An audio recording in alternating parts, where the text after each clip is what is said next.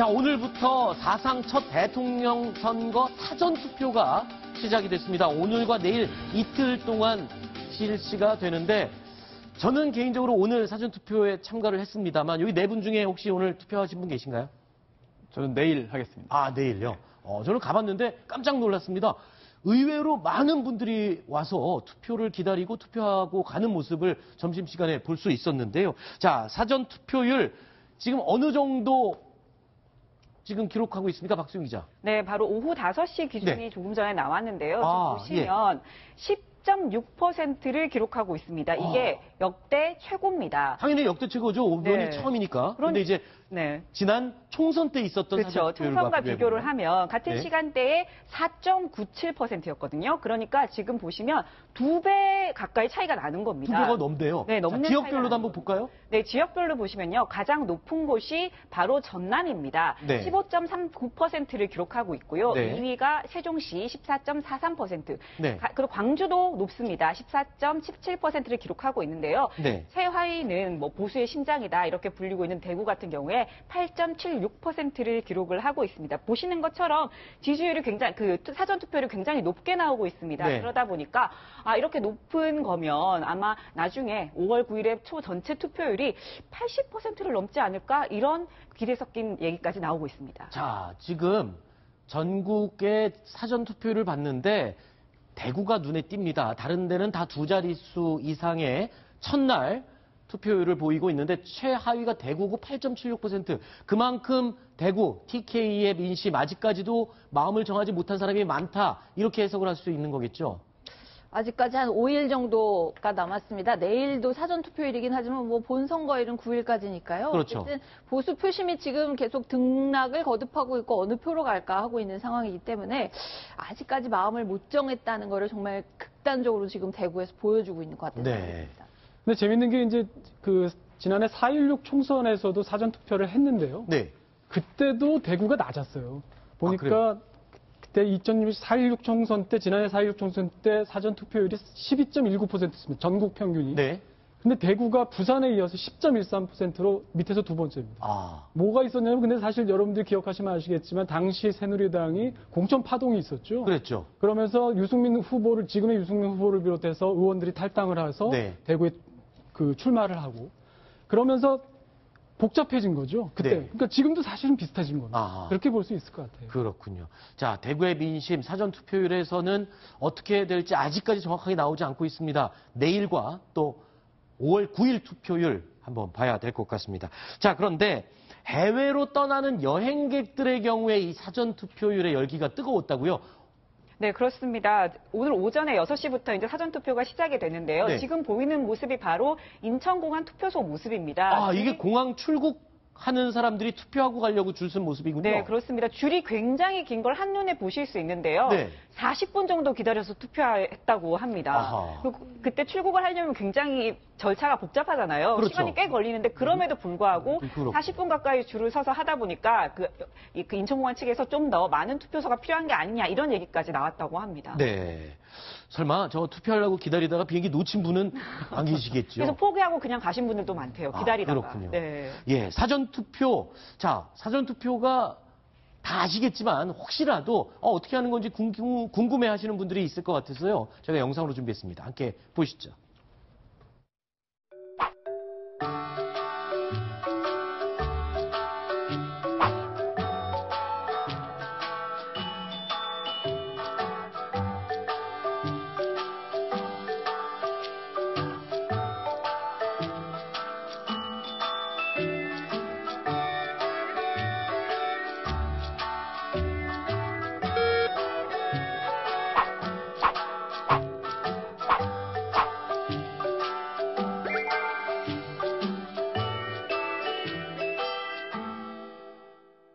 자, 인증샷이 허용이 되면서 지금 연예인들, 유명인들도 지금 이 사전투표 그리고 인증샷에 많이 동참하고 있다고요? 네, 그렇습니다. 지금 화면에 나오고 있는 것은 바로 이제 박근혜 전 대통령의 동생 박근영 씨, 그리고 또 남편인 신동국 공화당 총재인데요. 네. 오늘 이제 그 사전투표를 했습니다. 그러면서 홍준표, 이미 지지선언을 했죠, 박근영 씨가. 네. 홍준표 후보 앞에 포스터에서 기호 2번을 암시하는 듯한 그런 그 손 동작을 통해서 인증샷을 했고요. 또 이제 이재명 시장도 역시 오늘 그 사전투표를 했습니다. 네. 그리고 또 여러 그 연예인들도 네. 사전투표를 했고 인증샷을 이제 올렸는데요. 조금 전에 이제 이제 코미디언들, 개그맨들에 이어서 뭐 가수 보아 씨 등 굉장히 유명한 또 이제 운동선수죠. 네, 이천수 해설위원까지 해서 여러 명의 유명인들이 이제 그 인증샷을 하면서 사전투표를 하자는 그런 그 메시지를 보여주고 있습니다. 네, 이시영 씨의 모습도 잠깐 보였습니다. 자, 그런데 이 투표 독려 이벤트로 국민투표 로또 이런 게 진행되고 있다는데요. 이게 뭡니까, 심정수 차장? 네, 저도 이런 게 있는 줄 몰랐습니다. 저는 네. 이번에 한번 좀 해볼까 싶습니다. 예. 선거 활동과 관련한 사진, 모든 유권자들이 다 할 수 있습니다. 사진 응모해서 추첨을 통해서 상금 최대 500만 원, 잘 찍은 사진, 의미 있는 사진에 대해서는 최대 500만 원까지 받을 수 있다고 합니다. 밑에 지금 저희 인터넷 사이트가 나가고 있는데 보스코리아.org에 그 응모를 해주시면 네. 정말 지금 말 맞다나 로또처럼 아하. 정말 행운의 주인공이 될 수 있습니다. 선거도 참여하고 상금도 받고 일석이조의 효과를 그렇군요. 받아가십시오. 물론 우리 국민의 한 표의 가치가 이 500만 원보다는 훨씬 더 가격이 비쌀 겁니다만 그래도 이제 투표를 독려할 수 있는 이벤트까지 마련이 됐다고 하니까 투표에 참여하시는 분들 더 늘어날 것으로 기대를 해보겠습니다. 그리고 지난 2일 화요일까지 조사된 마지막 여론조사 결과 속속 여기저기서 아직도 계속 공개가 되고 있습니다. 수치가 조금 다르긴 한데 공통점들이 요약이 되죠? 이동혁 차장이 좀 소개를 요약을 해주시죠. 네, 크게 세 가지로 요약이 되는데요. 네. 하나는 문재인 후보가 역시 1위를 계속 달리고 있다. 네. 그리고 그 지지율의 편차도 거의 없다. 다만 네. 부정적으로 보자면 박스권이라고 말을 하는데요. 네. 40%의 그 박스 안에서 계속 갇혀 있는 모습을 보인다.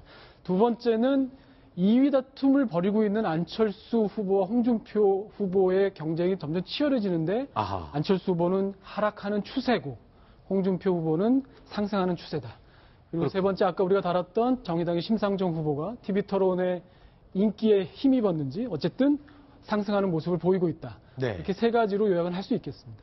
그리고 지금 마지막 조사 결과들을 보면 중도 진보보다는 보수층의 지금 변화가 가장 급격히 이루어지고 눈에 띄는 것 같아요. 심정수 차장. 네, 그렇습니다. 진보층이 지지하는 후보는 뭐 보시다시피 문재인 후보로 꾸준합니다. 중도층도 문재인 후보, 안철수, 홍준표 이런 순인데 지금 보시는 것처럼 그래프의 기울기 자체가 급격하게 지금 차이가 나고 있죠. 홍준표 후보, 보수층에서는 지난 한 열흘 전보다 무려 한 3배 정도가 가파르게 올라갔고요. 네. 그 빠진 표들은 바로 안철수 후보 쪽에서 오는 것처럼 보이는 그 현상을 저희가 발견할 수 있겠습니다. 네. 자, 이거를 여기서는 지금 홍준표 후보 입장에서 보면 실버 크로스라고 할 수 있고 이게 만약에 뭐 1등과 뭐 겹친다 그러면은 그걸 골든 크로스라고 홍준표 후보 측은 설명을 하고 있더라고요. 자, 5일이 남았는데 보수층의 마음 글쎄요. 이제는 어느 정도 마음을 굳히지 않았을까요? 이제 5일 정도면은 굳히지 않았을까 싶은데 어떻게 보십니까? 기자들은 어떤 얘기가 지금 오고 가나요? 지금 보면 사실 이제 여론조사 각종 여론조사들을 이렇게 분석을 해보면 네. 2012년도에 당시 박근혜 후보를 찍었던 지지자들 중에 네. 약 10%에서 15% 정도가 지금 마음을 못 정한 걸로 지금 나타나고 있어요. 네. 그리고 홍준표 후보나 안철수 후보 측에서는 스스로 샤이 안이 숨어져 있다, 네. 숨겨 있다 이렇게 얘기를 하고 있습니다. 저는 네. 그 뒤쪽의 얘기는 어떨지 모르겠습니다만 어쨌든 지난 선거에서 박근혜 대통령을 찍었던 그 10%가 어떻게든 움직일 것으로 저는 판단을 하고 있습니다. 네. 자, 마지막 여론조사 결과, 물론 깜깜이 선거 직전에 나오는 결과기 때문에 관심이 높은 것도 있지만 또 다른 의미가 있습니다. 이 마지막 여론조사 결과가 대선의 결과와도 굉장히 많이 이어지는 그런 의미가 있죠. 과거 대선 결과들과 한번 비교를 해서 설명을 해주시죠. 자, 이제 갤럽을 기준으로 했을 때 그렇다는 겁니다. 갤럽을 기준으로 했을 때 과거 15대 대선 때 나왔던 그 김대중, 이회창 두 후보의 마지막 여론조사 결과가 지금 보시는 것처럼 실제 결과로도 이어졌고요. 16대에서도 마찬가지였습니다. 노무현, 이회창 두 사람의 수지가 바뀌지 않았고요.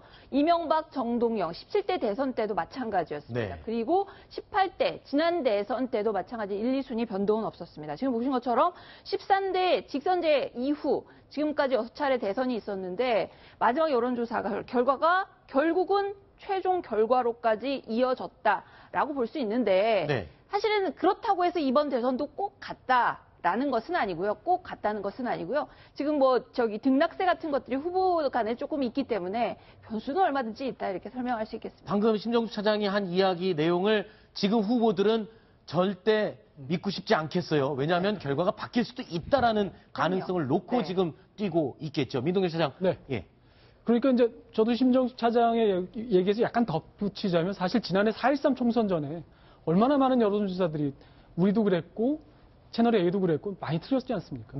마찬가지로 이번 선거도 사실들은 후보들의 머릿속은 물론 문재인 후보야 지금 이 추세가 지금 그대로 가는 것이 가장 좋다고 생각하겠지만 이 여론조사 결과가 그러니 지난 과거처럼 갈 거다라고 예단하기는 아직 쉽지 않다. 자, 그러면 지금 후보들 막판 5일 남겨놓고 지지율과 투표율 뭐 이런 것들과 관련해서 어떤 생각을 하고 있는지 어떤 보관을 갖고 있는지 저희가 한번 예상을 해봤습니다. 설명을 해주시죠. 문재인 후보 먼저. 그렇습니다. 문재인 후보는 지금 아까도 말씀드렸습니다만 40%의 지지율이라는 박스권에 갇혀 있는데 이것보다 더 높은 지지율로 전국 대통령의 압도적인 지지가 필요하다. 왜냐하면 우리 주변 강국들의 지도자들을 상대하려면 전폭적인 국민의 지지가 있어야 된다. 그러나 지금 여론조사 결과를 보면 TK, 즉 대구 경북 지역에서는 힘들다 이런 거죠. 그러면 홍준표 후보는 어떤 생각이나 당선은 목표지만 이 비어있는 보수 리더를 어떻게 할 것이냐.